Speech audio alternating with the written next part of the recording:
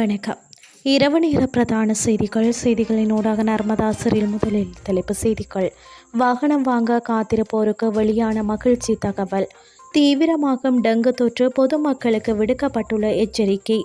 கற்பிட்டியில் வாகன விபத்து, ஒருவர் பலி. ஏர் இந்தியா விமான சேவை எடுத்த அதிரடி முடிவு. இனி விரிவான செய்திகள். இலங்கையில் இந்த ஆண்டு ஜனவரி முதல் 73,400க்கும் மேற்பட்ட வாகனங்கள் பதிவு செய்யப்பட்டுள்ளதாக மோட்டார் போக்குவரத்து திணைக்களம் தெரிவித்துள்ளது.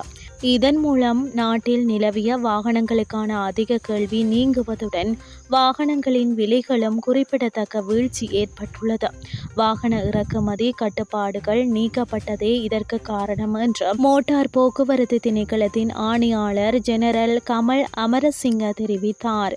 இந்த வாகனங்களில் அதிக எண்ணிக்கையிலானவை மோட்டார் சைக்கிள்கள் என்றும் சுமார் 58,947 பதிவு செய்யப்பட்டுள்ளதாகவும் ஆணையாளர் ஜெனரல் கமல் அமரசிங்க குறிப்பிட்டார். அத்துடன் இந்த காலப்பகுதியில் 7,500 கார்கள் மற்றும் 1,666 முச்சக்கர வண்டிகளும் பதிவு செய்யப்பட்டுள்ளன. கடந்த மாதம் அதிக எண்ணிக்கையிலான பதிவுகள் நடந்ததாக கமல் அமரசிங்க சுட்டிக்காட்டியுள்ளார். இதேவேளை 4 வருடங்களுக்கு பின்னர் இடைநிறுத்தப்பட்டிருந்த இறக்குமதி கட்டுப்பாடுகள் தற்போது தளர்த்தப்பட்டமையினால் அதிக எண்ணிக்கையிலான வாகனங்கள் இறக்குமதி செய்யப்பட்டு வருகின்றமை குறிப்பிடத்தக்கது. டெங்கு நோயினால் கடந்த ஆண்டில் மாத்திரம் நாட்டில் 14 மரணங்கள் பதிவாகியுள்ளதாக தேசிய டெங்கு கட்டுப்பாட்டு பிரிவின் விசேட வைத்திய நிபுணர் பிரசில்லா சமரவீர தெரிவித்துள்ளார். அத்துடன் குறித்த காலப்பகுதியில் 26,775 பேர் டெங்கு நோயினால் பாதிக்கப்பட்டிருப்பதாகவும் அவர் குறிப்பிட்டுள்ளார். சுகாதார மேம்பாட்டு பணியகத்தில் நேற்று நடைபெற்ற ஊடக சந்திப்பில் கருத்துரைக்கும் போது அவர் இதனை தெரிவித்துள்ளார். மேல் சப்ரகமுவா, தென் மற்றும் கிழக்கு மாகாணங்களிலே டெங்கு நோயினால் பாதிக்கப்பட்டவர்கள் அதிகளவில் பதிவு செய்யப்பட்டதாகவும் அவர் சுட்டிக்காட்டியுள்ளார்.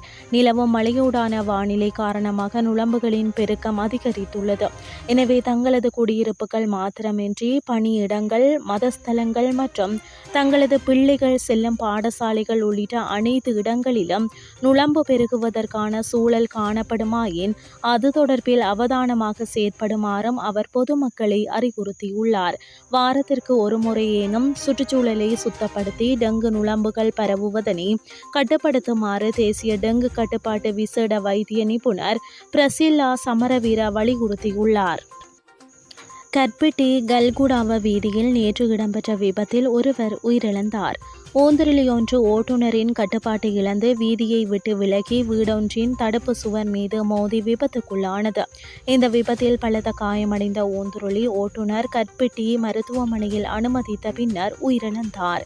சம்பவத்தில் 20 வயதுடைய தலவில பிரதேசத்தை சேர்ந்த ஒருவரை உயிரிழந்துள்ளதாக காவல்துறையினர் தெரிவித்துள்ளனர். குறித்த விபத்து தொடர்பான மேலதிக விசாரணைகளை கற்பிட்டி காவல்துறையினர் முன்னெடுத்துள்ளனர். இனி வெளிநாட்டு செய்திகள்.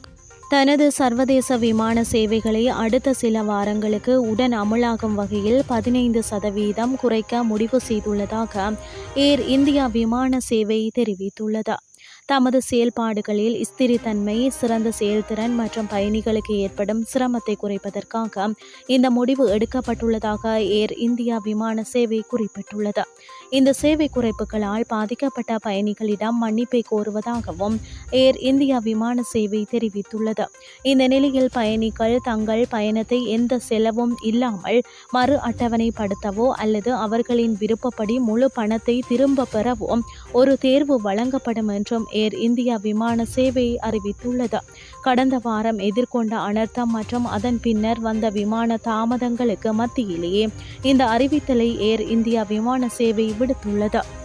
இத்துடன் செய்திகள் யாவும் நிறைவடைகின்றது. அடுத்த மணித்தியால செய்திகளை காலை 8:30க்கு எதிர்பாருங்கள். நன்றி.